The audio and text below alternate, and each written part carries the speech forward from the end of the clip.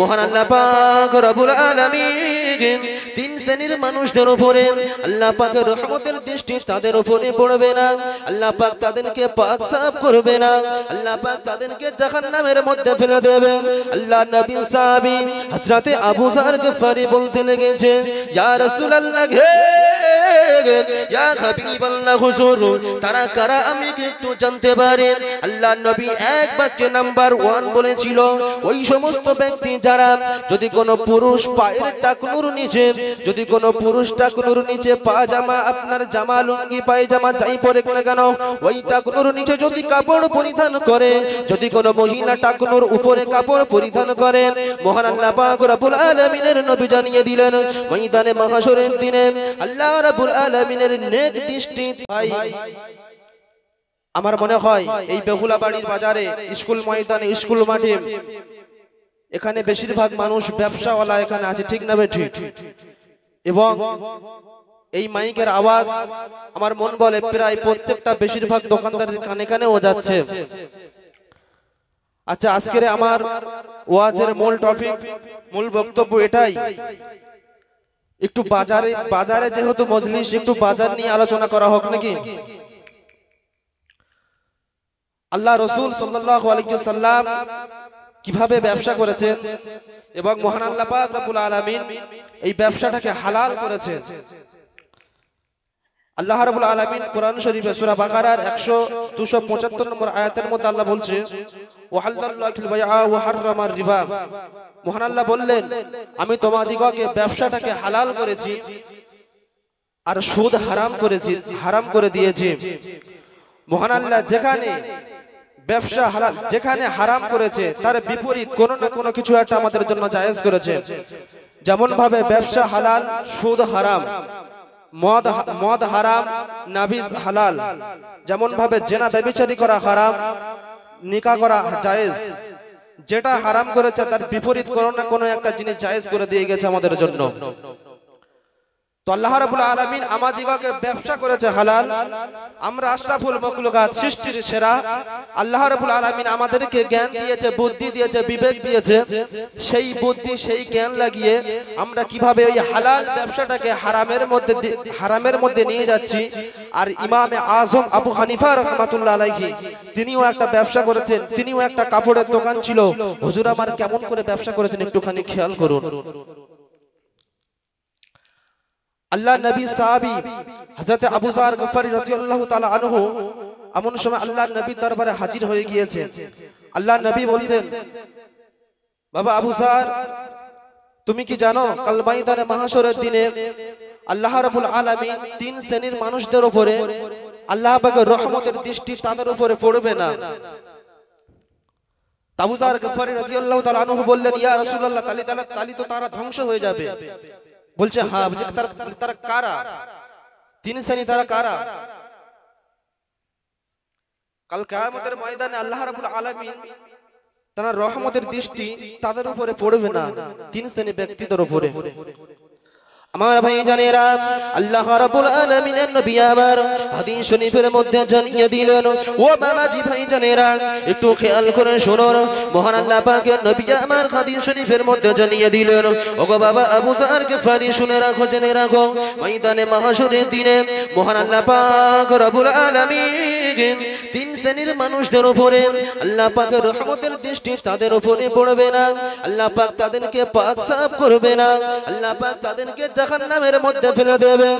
আল্লাহ নবী সাহাবী হযরতে আবু যর গফারি বলতে লেগেছে, ইয়া রাসূলুল্লাহ, ইয়া হাবিবাল্লাহ হুজুর, তারা কারা আমি কি একটু জানতে পারি? আল্লাহ নবী এক বাক্যে নাম্বার 1 বলেছিল, ওই সমস্ত ব্যক্তি যারা যদি কোনো পুরুষ পায়ের টাকনুর নিচে, যদি কোনো পুরুষ টাকনুর নিচে পাজামা, আপনার জামা লুঙ্গি পায়জামা যাই পরে না কেন, ওই টাকনুর নিচে যদি কাপড় পরিধান করে, যদি কোনো মহিলা টাকনুর উপরে কাপড় পরিধান করে, মহান আল্লাহ পাক রব্বুল আলামিনের নবী জানিয়ে দিলেন ময়দানে মাহশরের দিনে আল্লাহ রাব্বুল আলামিনের নেক দৃষ্টি তাদের উপরে পড়বে না। এক নাম্বার, যাদের টাকনুর নিচে কাপড় পরিধান করো তাদের উপরে আল্লাহ পাকের রহমতের দৃষ্টি পড়বে না। নাম্বার 2, মহান আল্লাহ নবী বললেন, সমাজের বুকে এমন এমন কিছু মানুষ রয়েছে, মানুষকে উপকার করে, উপকার করার পরে খোঁটা দেয়। বাবাজি আছে না নাই? নবী বললেন তাদের উপরে আল্লাহ পাকের রহমতের দৃষ্টি পড়বে না, তাদেরকে পাক সাফ করবে না, তাদেরকে জাহান্নামের মধ্যে ফেলে দেবে। আর নাম্বার 3, যে ব্যক্তি মিথ্যা কসম করে, মিথ্যা কসমের বিনিময়ে ব্যবসা করে, অর্থাৎ একটা মাল আপনি কিনেছেন, আপনি ব্যবসাওয়ালা, একটা মাল কিনেছেন, এই মালটার দাম আপনি বলছেন আল্লাহর কসম মালটার দাম 90 টাকা, 10টা টাকা লাভ করলাম, 100 টাকা দিয়ে তুই নিয়ে নে। খোঁজ নিয়ে দেখা গেল মালটা কিনেছে 60 টাকা দিয়ে। এরকম ব্যবসাদারও আছে।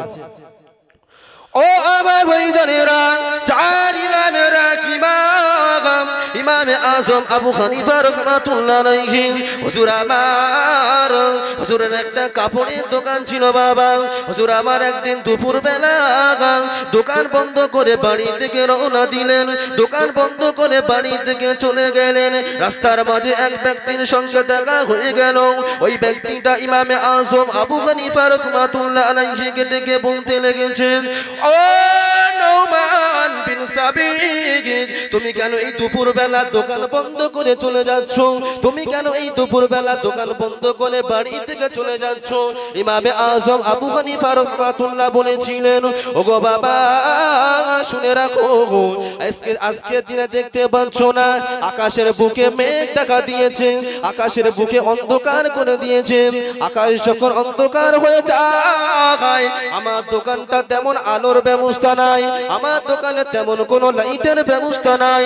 আকাশের জমিনে যখন মেঘ দেখা দেয়, আকাশ যখন অন্ধকার হয়ে যায়, আমার দোকানটা তখন অন্ধকার হয়ে যায়।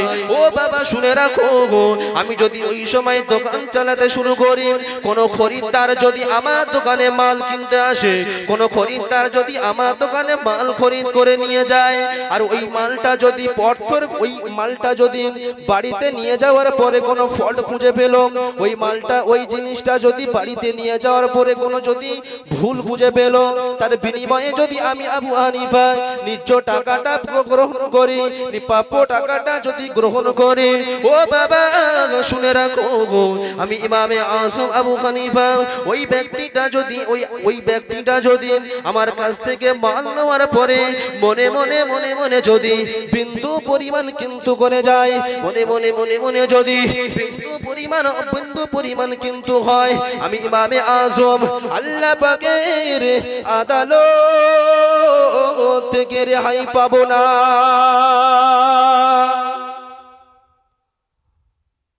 জি, বিন্দু পরিমাণ যদি খরিদ্দার যদি যে জিনিস খরিদ করে নিয়েছে, বিন্দু পরিমাণ যদি মনে কষ্ট পায়, ইস এই মালটা কিনে আনলাম, মালটা রং এরকম, অন্ধকারে বুঝতে পারিনি, এই কারণে আমি দোকান বন্ধ করে দিয়ে বাড়ি চলে যাচ্ছি, আল্লাহ পাকের আদালতে যেন আমাদেরকে জবাবদিহি করতে না হয়। আমার ভাইজানেরা, যুবকেরা, জওয়ানেরা, মুরব্বিয়ান, সোনার চাঁদ বাবাজিরা, দেখেন কিভাবে আল্লাহ রাব্বুল আলামিন আমাদেরকে ব্যবসা করেছে হালাল এবং সুদ করেছে হারাম। আমরা সেই ওই 60 টাকার মাল 90 টাকার উপর কসম খেলাম, আর 100 টাকা দিয়ে বিক্রি করলাম। বাবাজি টাকাটা হালাল হলো না হারাম হলো? হারাম হয়ে গেল। আর হারাম আপনি যখন হারামের মধ্যে ডুবে যাবেন, আপনার দাড়ি, আপনার নামাজ, আপনার টুপি, আপনার পাঞ্জাবি, আপনার তাসবিহ, আপনার তাহলিল যাই করেন না কেন, আপনি সব বেকার হয়ে যাবে যদি আপনি হারামের মধ্যে ডুবে থাকেন। যাই বা হোক, বক্তব্য মুক্তাসার করলাম। আপনারা আমার জন্য দোয়া রাখবেন, আমিও আপনাদের জন্য দোয়া রাখবো, এবং একের পর এক ওয়াইজিনরা, মাওলানা সাহেবরা আপনাদের কাছে মূল্যবান বক্তব্য রাখবেন। আপনারা আমার জন্য দোয়া রাখবেন, আমিও আপনাদের দোয়া রাখবো। ওয়া আখিরু দাওয়ানা আনিল হামদুলিল্লাহি রাব্বিল আলামিন। আসসালামু আলাইকুম ওয়া রাহমাতুল্লাহি ওয়া বারাকাতুহু।